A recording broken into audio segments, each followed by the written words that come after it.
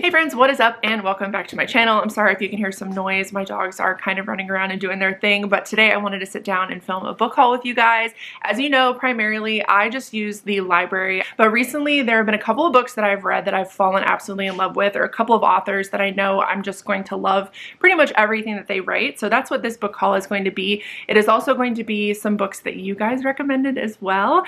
I am going to be breaking this up into genres. If you look down below in the description bar, you will see when certain genres begin.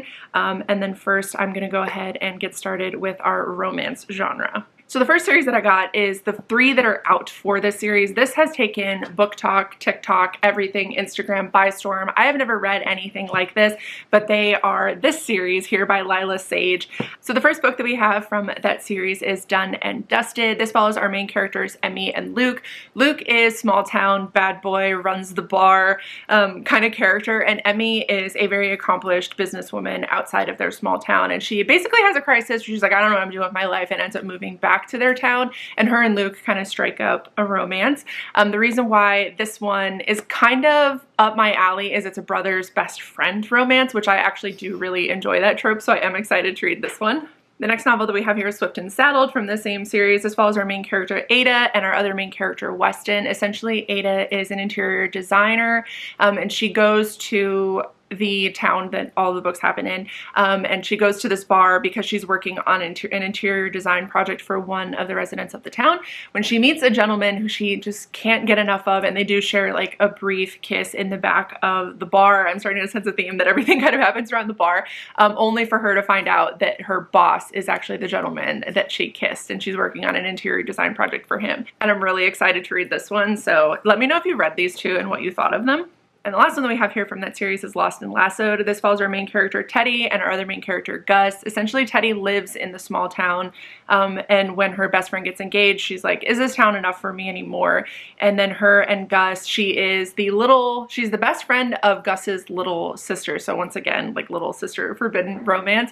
But what's cool about this one is he's a single dad. So I thought that was really cool. He runs like a huge ranch according to like what I've read about the book, and it just seems like he's like businessman, a single dad, right up my alley. So hopefully I really like these. Like I said, let me know if you've read them and what you thought of them. All right, the next 2 books that I have here are by the same author. I have Collide by Bal Cabra. This follows our 2 main characters, Summer and Aiden. Essentially, Summer is forced to do a psychology piece on Aiden when Aiden's hockey team, he basically has to do it as like a penance for, I don't want to give too much away, but something happens in the book. And so his coach says, hey, like you have to work with Summer to get this psychology piece done for her. You guys have to be a team to get it done.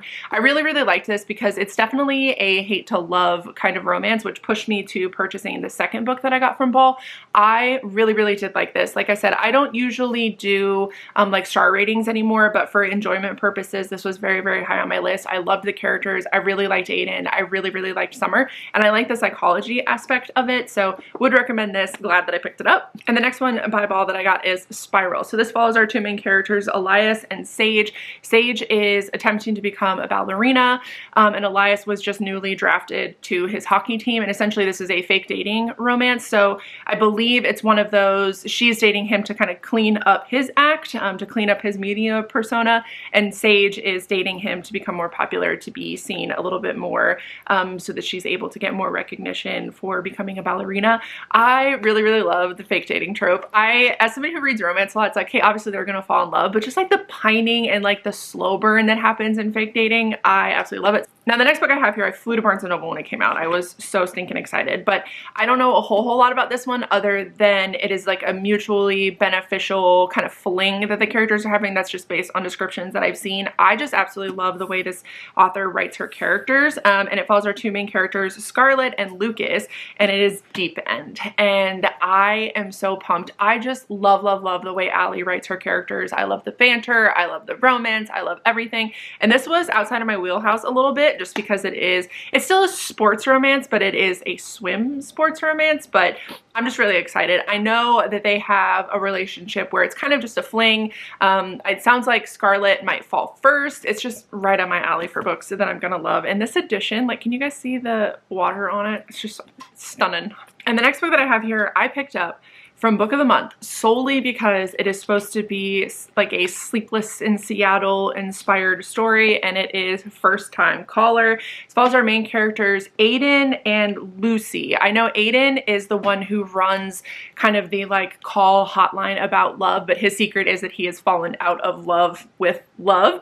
And I know Lucy is searching for love. So I just think this is going to be a really cozy, like if you think of Sleepless in Seattle in the movie, like it was just such like a cozy, comforting kind of movie to watch. So I am really, really excited to read this one. I've heard great things about it too, so I know I'm gonna love it.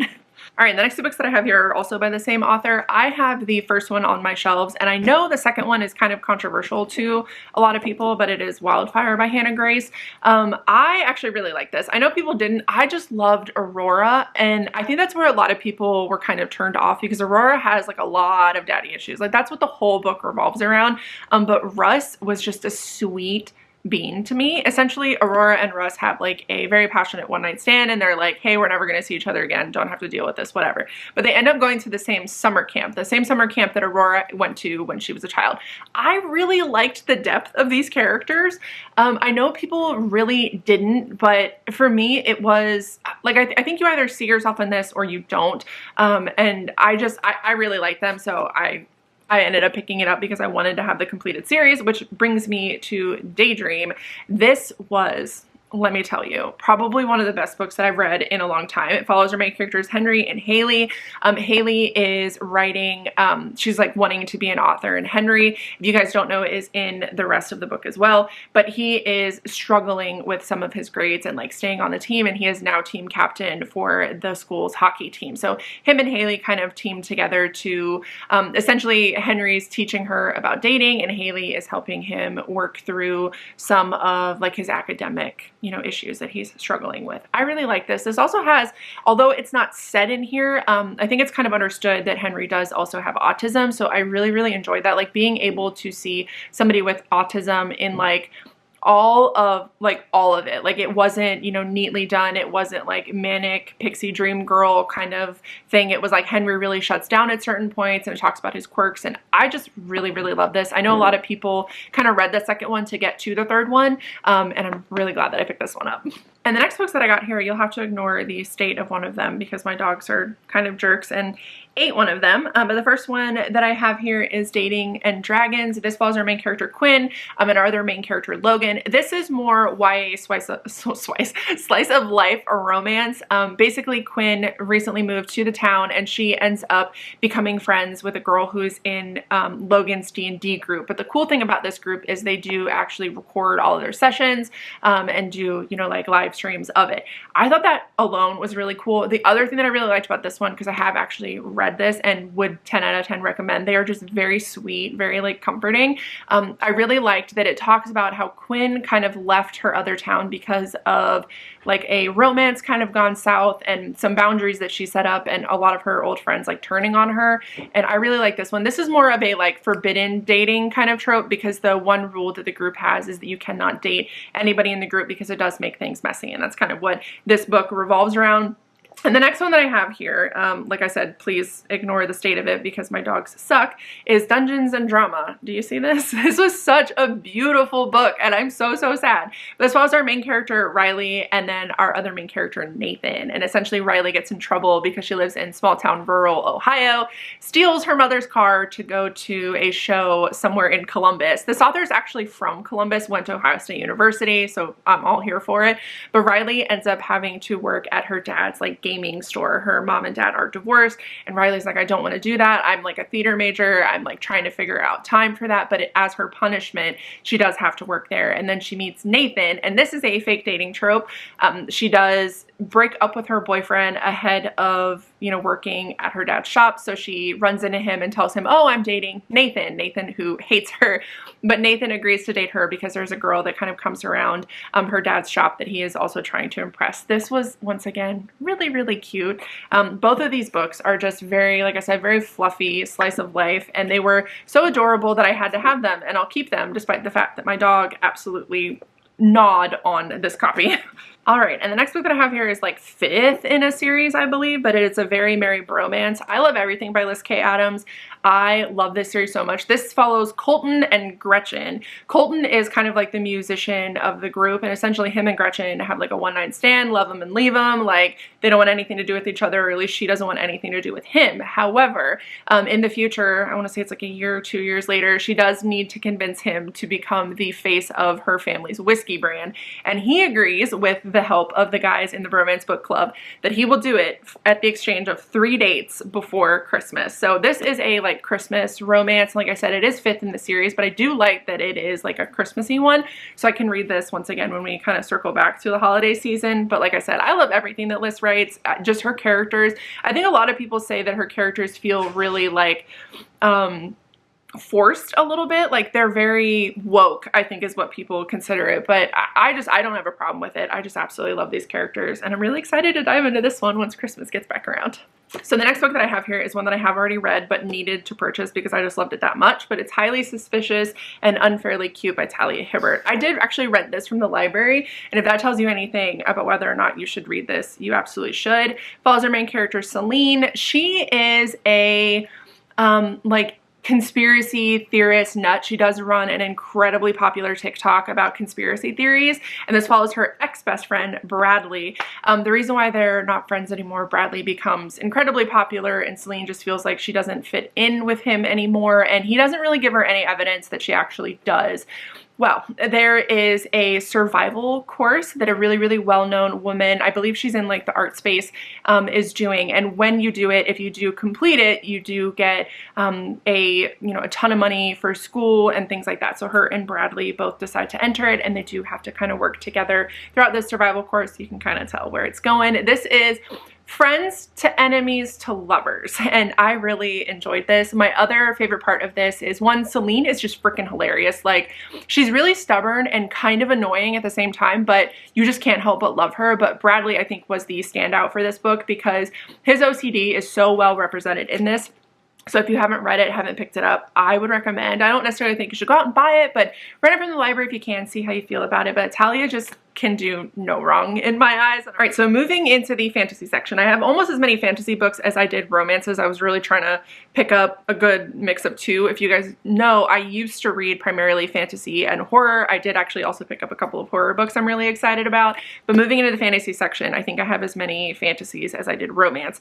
The first one that I got here is actually one that Rocco picked out for my birthday, and it's This Will Be Fun by E.B. Asher. It follows our two main characters, Beatrice and Elowen, and then an ex-bandit named Claire, and their valiant leader named Gallowell the Great. But basically, the characters Beatrice and Elowen used to be best friends, and the other two in the party, they went on, something happened and they basically stopped destruction in their realm. Well, all of them haven't spoken since then until they are asked to attend a wedding. Well, when they attend that wedding, everything that they fought before is back again. So I'm really excited to read this one. I don't necessarily know like the age group that this is going to be in. I've never read anything by E.B. Asher, but Rocco picked it out, thought that I would like it. I do also like that it is sapphic as well. So really excited for that one. And the next book that I got here, I had never heard of, but I am actually really excited to read. It is Breath of the Dragon. This is by Shannon and Fonda Lee. Follows our main character, June, and he is trying to get into what is called the Guardians Tournament. Essentially what happened, there was a mistake that happened where he was banished away from his twin brother and his mother and father, and that tournament that he wants to enter is supposed to, bring pride back to him so that he's able to rejoin his family. But the difference is the Breath of the Dragon, which his twin is who he's separated from, you're born with like dragon scales and things like that to enter the tournament, and June was not. So his father's like, hey, like don't join, like it's not going to do anything. June does anyway, but while he is in the tournament, he finds out that there's more to the tournament than he thought, and essentially he is attempting to protect the realm. I'm really excited for this. I've never read anything by Fonda Lee. I've never read anything by Shannon Lee. So I have been liking more like, I don't know how you want it, like like battle-y, so like tournaments and things like that. I have been kind of itching for more stories like that, which is why I ended up picking up this one. Speaking of tournaments, and speaking of a very polarizing series here, I did end up picking up the entire Atlas 6 series by Olivia Blake. All I know about this is there are 6 magicians who are entered into a like tournament, and it is supposed to be for the Alexandrian Society, the foremost secret society in the world. But essentially you have to get through that tournament to be able to join that society. I've heard a lot of mixed reviews about this. I did end up picking up the entire series, so I'm really hoping that I like it. Like I said, I have been wanting more tournament, you know, like, what did I read? Oh, Powerless. I recently read Powerless and did not enjoy that series, so I'm hoping this one's a little bit better. This seems like a little bit more adult, but we also have like magicians and, you know, like secret societies. It just seems like kind of dark academia at the same time, like fantasy dark academia. So really excited for this one. If you've read it, let me know what your opinions were on it, if you think like it's worth the read. I mean, I own them now, so I'm gonna kind of have to figure that out, but I'll keep you guys updated on what I think of these, because like I said, they are really polarizing for a lot of people, and I do believe the Atlas Complex like just came out, so I don't know how people are feeling about that one. All right, the next book that I have here is by an author that I read before, and I really, really liked her Crowns of Nyaxia series. I don't even know if I'm pronouncing that right because I read the book. I did not listen to the audiobook, so I couldn't tell you how anything is pronounced, but it is The Songbird and the Heart of Stone by Carissa Broadbent. I loved, like I said, the Crown of Nyaxia series, and this follows our main character, Misha, who is in that first series, and she is essentially forced to become a vampire. But the cool thing about her is she's very like positive and funny and uplifting, and this is just more of her story and kind of like, I don't know if it happens pre that series or if it is post that series, but either way, like I found myself when I was reading that duology, I was like, hey, I want more information about her. There's kind of like little bits that you pick up about her, and I'm sure it's because, you know, we understood that there was going to be another book about her. But yeah, just really excited to read this one. I've been really into vampires recently too, so I read Bride by Ali Hazelwood, ended up really liking it, so vampires right up my alley right now. All right, and the next book that I got here, I bought because I've heard a lot of good things about it, and I've seen it all over like Bookstagram and things. Don't know a whole lot about it other than it is kind of like celestial themed. It follows our main character, Alara, and she essentially is foretold that she will fall in love with the star, but the star will kill them both, and she does end up being kind of like ostracized and found by the prince of another ruling kingdom, like the Warring Kingdom, I believe. Either way, it is Heavenly Bodies. I'm really excited to read this. I also find it very funny that I have a cat named Alara who is named after the star itself, so really, she's actually staring at me right now, but really excited to read this one. I had a friend who just started it, and I was like, hey, I blind bought that. Please tell me you liked it. And she's like, captivating, absolutely captivating. So excited to read this one as well. And going with books that I don't normally get, I guess this could have gone in the horror section, although I asked somebody what they were thinking about it because they were reading it right now, and they were like, I wouldn't necessarily describe it as horror, more fantasy, kind of romancy, but it is Phantasma by Kaylee Smith. I'm really excited to read this. So what I've heard, there's a lot of ghost sex in it, which, can somebody please explain the logistics of that to me? Not really, you know, like horror themed, but whatever. But it says, when Ophelia discovers her mother brutally murdered, there is no time to grieve. She's inherited the family's fearsome magic and enormous debt. Circumstances go from dire to deadly, however, when Ophelia's sister decides to pay off the loan by entering Phantasma, a competition where contestants rarely escape alive and the victor is granted a single wish. So love it. Love. Once again, we have more of a fantasy, like a dark fantasy kind of tournament vibe, like right up my alley, but I am probably going to pick this up next because once again, I need to know the logistics of like ghost sex. All right, the next book we have here might be the most beautiful book that I have personally purchased this year. Can we talk about this edition from Barnes & Noble? But it is A Study in Drowning by Ava Reed. The little blurb on it says, part historical fantasy, part rivals to lovers romance, and part gothic mystery, but it is a feminist fairy tale, and it is described as haunting and dreamlike. I just recently finished Starling House by Alex Harrow, which I'm just going to let you know is going to be my top favorite read of the year. We have old haunted house, trying to figure out like the mysteries of the house. It was just very, I think the best way to describe it was jagged. It was just so jagged, like all the characters, everything that happened, it was just hauntingly beautiful. And this is another kind of book that I'm hoping sort of lives up to that. But it follows our main character Effie and our side character, oh my gosh, what is his name? Preston. And essentially there is a book that Effie has just decided is like her life's work, that she just loves everything about it. So she ends up going to the manor of the gentleman who wrote that book. Well, at the same time, Preston is there to basically prove that author is a fraud. But to find out like the truth of everything, those two end up working together.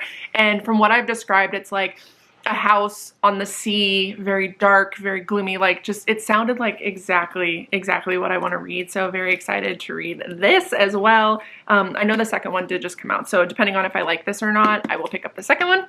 The next book that I have here, I've actually already read and loved it so much, even though the cover is absolutely fucking hideous. I ended up picking it up, but it is Quicksilver by Callie Hart. This follows our main character, Ceres, and our other main character, Kingfisher, who is very stereotypically handsome fae warrior, ruler of realms, you know, whatever. But essentially, Ceres ends up opening a portal between her world and his world, and there is in her world like magic and certain things are like frowned upon and controlled and you're killed for them, but it is the complete opposite in his world. So when she is transported there, they basically use this ability that you discover that she has in the beginning to help him arm his people against like a threat that is coming. Now Kingfisher has been ostracized. He's like, you know, this very like bad boy brooding kind of thing. This is romantasy, bordering on, I don't want to say dark, but it is very, you know, we have war, we have blood and death and all of that, but I ate it up. I have told everybody, this is another polarizing book, but I've told everybody who kind of has the same, you know, likes and interests that I do when it comes to books that they would love this one, but I had to buy it. I also read it on Kindle and did not realize how absolutely massive it is, but I did get the big floppy paperback, so really excited for that one as well. And the next two books that I got are not what I would consider a set, and I don't necessarily know what order to kind of talk about them in, but I have read both of these. I actually used to have a different edition and gifted it to a friend, but basically it is Legends in Latte by Travis Baldree, as well as Bookshops and Bone Dust. This is maybe a precursor, might happen at the same time, not 100% sure. This is listed as part 1 of the series and this is listed as 0, but this one essentially follows our main character Viv. She is an orc. She's in, you know, a band, a group that goes out and, you know, like an adventure kind of thing. And she is injured, and so she is taken to this small town to basically recuperate, and she ends up opening a coffee shop. This is not like an epic high fantasy kind of thing. This is a book that you read on a snowy day or like an October day. It's really cold out. You're just all bundled up reading it, which is exactly what I did when I read it. It's very, very sweet. It's very cute, very feel-goody, and I felt the same way about Bookshops and Bone Dust as well. But basically this follows our main character Viv, who is once again, you know, injured and left, but she's trying to hunt down a very, very powerful necromancer, but you do find out that, in the town that she's living in, that necromancer is getting closer and closer to finding her. I do also really like both of these because we have like interspecies relationships, we have, you know, female to female relationships, just very gay, very cute, they're just both very sweet, and I love the way Travis writes. Like, it feels like, once again, like a very, very warm hug. So if you haven't read either of those, they're really quick reads too. I would recommend. And the last book that I have here, I didn't really know where it should go. I guess it's less fantasy and more like historical fiction in a way, because it does talk a lot about, you know, like other like time frames, but essentially it follows our 3 main characters. We have Opaline, Martha, and Henry, but it is the Lost Bookshop. Essentially, Opaline is our character from like the 1800s, or maybe it's like early 1900s, but essentially she is looking for just a way to get away from her brother. Her brother is this like ex-military, or maybe he's still in the military, but he's very violent, very like, hey, you need to get married, this is what you can do for our family. And Opaline's like, I don't want to get married, like my father was a reader, I want to, you know, open a bookshop, do all these things. So she flees, and the story follows like her world, like her journey like throughout her life, which brings us to Martha and Henry. Henry is actually looking for the lost manuscript for Opaline, and he meets Martha because the bookshop was touted to be where Martha lives in the present day. Martha is fleeing an abusive relationship, and she moves in with an older woman and essentially becomes like her live-in maid. But as she's living there, like a tree starts sprouting roots like into her basement like home that she lives in, and y'all, this book fucked me up. I loved it so much, and it's once again one, I wouldn't say it's, I mean, it's definitely haunting. There were parts of it too that are really, really hard to read. Like nothing that I would say like to like trigger warning for, but you just end up empathizing with the character so much. And so I was like 80% of the way through the audiobook and was like, I need to buy that. So I ended up picking up this one. If you haven't read it, I would recommend. I know Evie has another book. I can't remember what it's called. It's kind of the same vein, and I might also pick that up, but The Lost Bookshop, just fantastic. 10 out of 10. Would recommend you grab this as well. So making my way down my shelves and was like, wait a minute, I have a bunch of fantasy books that I hauled that I didn't talk about yet. So the next ones that I have here are the Darker Shade of Magic trilogy by V.E. Schwab. My mom actually got me these for my birthday. Can we take a second? These are the Owlcrate editions. I don't own my white editions. I had the white editions before. I do not own them anymore, but I am so glad. Like, look at Kel. Look at Delilah. These are beautiful. You guys, they're still available too. I would recommend. They're very hefty as well. And look at we have like the inside page art as well as the covers are different. But essentially, if you haven't read these books, it follows our main character, Kel, and there are 4 different Londons. There's red, gray, black, and what's the other one? White. But essentially Kel is supposed to be like a liaison between the different Londons, but what he really does is he smuggles people and different artifacts so they're able to experience the Londons that they're not necessarily able to, because he's one of the last Anatari who are able to do that. Well, one of his deals goes south and he ends up in Grey London, where he meets Delilah Bard, who, if you know anything about, is one of my least favorite characters ever written about, but I think I'm going to attempt to reread this series and see if I love her even more, because I do love the series overall. But he essentially gets bullied into taking her on like a magical journey once she does save his life, only after robbing him, might I add. The series is very extensive. There's a lot going on in them, a lot of heartbreak, a lot of really hard things to read about, but I just absolutely love this, and I'm really excited, like I said, to start it over again. I did attempt to convince Rocco to read it, so we'll see what he thinks about it, because most of the books that he's been reading recently have been fantasy, and I would like to say the man went from never reading to reading, I want to say he's on like 14 books so far this year, so he is absolutely killing it. And the next book that I want to talk about is one that I'm actually already reading, and it's Foxglove King by Hannah Whitten. This essentially follows our main character, Lore, and she's a necromancer. Like, you find out really quickly that she's a necromancer. I'm probably about 25% of the way through it, so not like too far, but essentially what happens is she is a smuggler for these people that she calls like her parents, like her 2 moms, but she is found by the guard in this town. It's very like gods and demons and angels kind of like set up. There's a ruling family who thinks they're blessed by like the sun god, the god who can provide life and like bring people back from the dead. So people like her, people who can kind of control death, like the necromancers, were all killed off except for her. You do find out she was born in the catacombs, so I'm assuming that's kind of how they missed her. But she gets found out because her and one of her partners are being essentially like searched by the police, and they kill the horse that someone is on, and she resurrects that horse in front of them, and they're like, hey, like, we need to take you with us. There's like a group of like clergymen who kind of work with being able to sense death, so they know like what she is, and they bring her to the king, and the king says, hey, I need you to follow my son around or else I'm gonna kill you. Also, villages outside of our nation are being attacked and everyone is, you know, being murdered, and we need to know what happened, so we need you to reanimate those bodies so that we can kind of figure it out. That's as far as I am, and so far I am so in love with this book. Like, it is so screwed up, but so good at the same time. I know this is like fantasy kind of romance. I don't know who the romance is directed at yet, but so far I'm loving all of the characters as well. The king, like the son, the king's son, the future king, he is hilarious. Like, I'm really, really liking like their little banter that they have as well. He's very like, I'm so over this, I don't want to be here, you know, that kind of thing. So very interesting so far, and I ended up picking that up for my birthday like about a month ago.